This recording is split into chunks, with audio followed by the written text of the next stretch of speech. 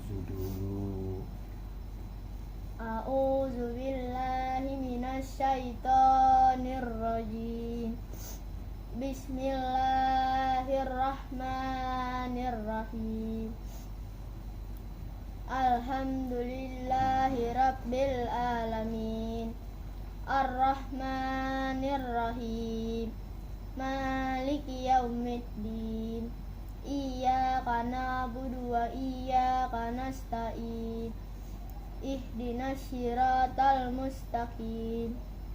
Siratal ladzina an'amta 'alaihim ghairil maghdubi 'alaihim waladdallin. Amin. Amin. Kenapa Al-Fatihah dulu setiap membaca ayat-ayat Al-Quran, surat-surat Al-Quran? Karena Al-Fatihah itu surat pembuka. Jika kita baca, maka akan membuka ilmu-ilmu dalam Al-Quran, dalam isi kandungan surat tersebut. Jadi kita kalau bisa membaca surat Al-Fatihah dulu sebelum membaca surat lain. Oke, lanjut. A'udzu billahi minasyaitonir rajim. Bismillahirrahmanirrahim. Was-samaa'i dzatil buruj wal yaumil maut wasyahidu wa mashhud. Qutila ashabul ukhdud an-nari dzatil waqud izhum 'alaiha qu'ud wa hum 'ala ma yaf'aluna bil mu'minina syuhud wa ma naqamu minhum illa ayyuminu billahil azizil hamid allazi lahu mulkus samawati wal ard wallahu ala kulli syai'in syahid. Allazina fatanul mu'minina wal mu'minati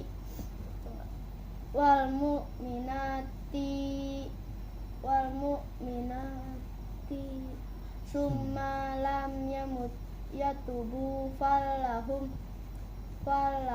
azabu jahannama walahum azabul harik. Artinya, was-sama izatil buruj, demi langit yang mempunyai gugusan bintang. Demi artinya seperti orang bersumpah demi Allah. Nah, jadi kalau kita manusia hanya boleh bersumpah demi Allah. Tapi kalau Allah bebas, boleh demi apapun, demi malam, demi langit, demi waktu. Hanya Allah yang boleh bersumpah dengan apapun yang diciptakan. Kita manusia hanya boleh bersumpah demi Allah yang mempunyai gugusan bintang. Gugusan bintang tuh, gugusan itu apa? Urutan. Apalagi barisan. Apalagi Tata letak, dan banyak artinya. Tapi gugusan itu semacam kayak tata letak, urutan tadi, kayak barisan gitu. Bintang, nah bintang itu kan kayak semacam cahaya kecil di atas langit gitu. Padahal setelah ditahu sekarang ternyata cahaya kecil itu ternyata bintang yang besar sekali. Karena kita di langit ke 7 ya kan, bahkan kita ketahui ada langit 1, 2, 3, 4, 5, 6, 7. Wal yaumil maut, demi hari yang dijanjikan. Apa nih maksudnya? Demi hari yang dijanjikan, hari kiamat, hari pembalasan gitu. Nah, jadi Allah menyuruh sholat. Nah, ntar kalau sholat nanti dapat pahala. Nah, ntar pas hari kiamat janjiin nih pahalanya waktu kamu sholat. Gitu. Wasyahidi wa mashhud, demi yang menyaksikan dan yang disaksikan. Demi yang menyaksikan dan yang disaksikan. Yang menyaksikan itu siapa? Bisa jadi Allah, bisa jadi malaikat, kan bisa jadi makhluk gaib, bisa jadi manusia itu sendiri, dan yang disaksikan maksudnya apa itu yang disaksikan? Misalnya Ijat sholat di masjid ini, nah malaikat akan mencatat sholat di masjid itu jam segitu, hari itu gitu. Itu disaksikan, semua perbuatan kita akan disaksikan, akan dicatat, dan akhirnya nanti pada hari pembalasan tersebut akan dijelaskan semua, ini loh yang kamu lakukan, ini loh pahalanya, ini loh yang kamu lakukan, dan ini dosanya, kira-kira kayak gitu. Qutila ashabul ukhdud. Binasalah orang-orang yang membuat parit, yaitu para pembesar Najran di Yaman. Ini ada kisahnya dulu, para pembuat parit. Jadi ada raja, ada penyihir gitu, penyihir pengen punya murid. Banyak kisah di YouTube atau di banyak orang-orang cerita. Jadi murid ini suruh ke rumah penyihir tuh, cuman di tengah jalan ketemu pendeta. Nah inilah yang menjadi ilmu buat kita. Kenapa namanya pendeta? Dahulu padahal, tapi beriman pada Allah, artinya mempunyai ilmu Allah. Jadi pendeta itu ternyata mempunyai ilmu dari Allah. Nah, kenapa disebut pendeta bukannya ulama, bukan ustadz? Karena dulu masih satu agama, satu Tuhan, Allah Subhanahu wa Ta'ala. Nah, kisahnya lumayan panjang, mungkin ayah jelaskan aja ya. Jadi pas sebelum ketemu penyihir, dia ketemu pendeta yang orang soleh tersebut. Nah, diajarkan ilmunya. Nah, pas diajarkan, tiba-tiba penyihir tahu kenapa dia kagak mau berilmu sama kita. Nah, di tengah jalan pemuda tersebut yang bernama Gulam tersebut memegang batu, dan ada binatang yang mengganggu warga. Kalau misalnya saya timpuk binatang ini mati karena Allah, maka saya ikut orang soleh tersebut, ikut pendeta tersebut. Maka ketika ditimpuk oleh Gulam, maka mati orang tersebut. Makanya Gulam jadi murid orang soleh tersebut. Nah, ketika penyihir tahu, marah, maka dibunuh Gulam itu, suruh raja dibunuh, bunuh aja orang itu, dibawa ke atas gunung, malah gunungnya gempa, pada jatuh semua kecuali Gulam. Terus dibawa lagi ke laut supaya tenggelamkan, tapi malah ombak besar tenggelam semua, hanya Gulam yang selamat. Nah, akhirnya Gulam datangi raja, kalau kamu membunuh aku, bawa aku ke lapangan besar, nanti di situ kumpulkan orang-orang. Nah, ketika dibunuh, sebut Bismillahirrohmanirrohim Gulam. Nah, oh ya udah, kata raja itu di panah, dia sambil menyebut Bismillahirrohmanirrohim Gulam. Maka Gulam itu meninggal, pemuda itu meninggal. Nah, tapi semua warga yang menyaksikan langsung berkata amanah billah, kami beriman pada Tuhannya Gulam. Akhirnya semua masuk Islam, semua menyembah pada Allah. Nah, raja itu murka. Akhirnya apa? Dibuat parit, tinggalkan keimanan kalian. Pokoknya kalau enggak akan kami tuburkan ke parit yang ada api semua tuh, sampai ada anak bayi. Ya Allah, sabar ya Ma, kita kamu di jalan yang benar, kita menyembah Allah. Akhirnya semuanya dibakar di dalam parit tersebut. Nah, ada di suratnya ini Al-Buruj ayat ke-4. Binasalah orang yang membuat parit, yaitu para pembesar Najran di Yaman. Lanjut. An-nari zatil waqud, yang berapi yang mempunyai kayu bakar. Nah, jadi parit itu di kayu bakar. Semua warga dikumpulin nih, tinggalkan keimanan kalian. Nggak mau. Wow, dibakar-bakarin semua. Hanya mempertahankan keimanan kepada Allah. Itu pula kita harus pertahankan keimanan kita. Izhum alaiha qu'ud, ketika mereka duduk di sekitarnya. Ya, lanjut. wahum ala ma yaf'aluna bil mu'minina syuhud. Sedang mereka menyaksikan apa yang mereka perbuat terhadap orang-orang mukmin. Semua pada melihat. Oh, orang rajanya ngeliat, pengawal yang lihat, menteri-menterinya pada ngeliatin, orang mukmin dibakar-bakarin. Lanjut. Wa ma naqamu minhum ila ayyuminu billahil azizil hamid. Ya. Apa ya? Sebenarnya apa? Dan mereka menyiksa orang-orang mukmin itu hanya karena orang-orang mukmin beriman kepada Allah yang Maha Perkasa, Maha Terpuji. Tinggalkan keimanan kalian, menyembah pada aku raja. Tidak, kami beriman hanya kepada Allah. Akhirnya mereka dibakar. Kita Masuk dibakar. surga dong, syahid. Ya, insya Allah syahid. Karena beriman pada Allah Subhanahu wa Ta'ala. Lanjut.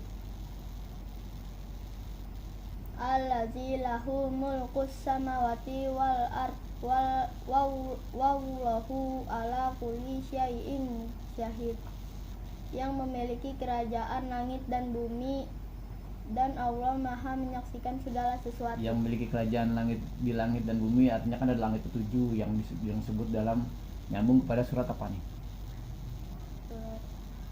Ada langit ketujuh.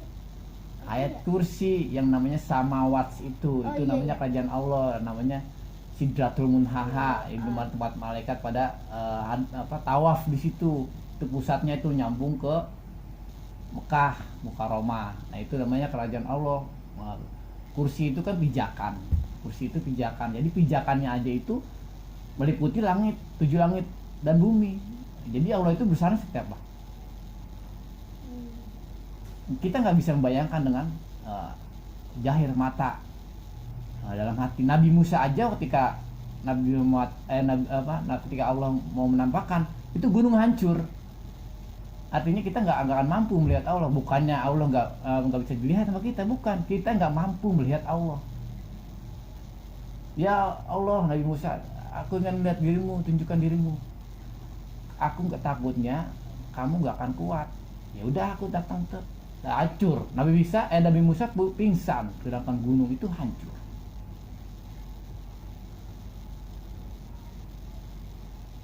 Allazina fatanul mu'minina wal mu'minati summa lam yatubu falahum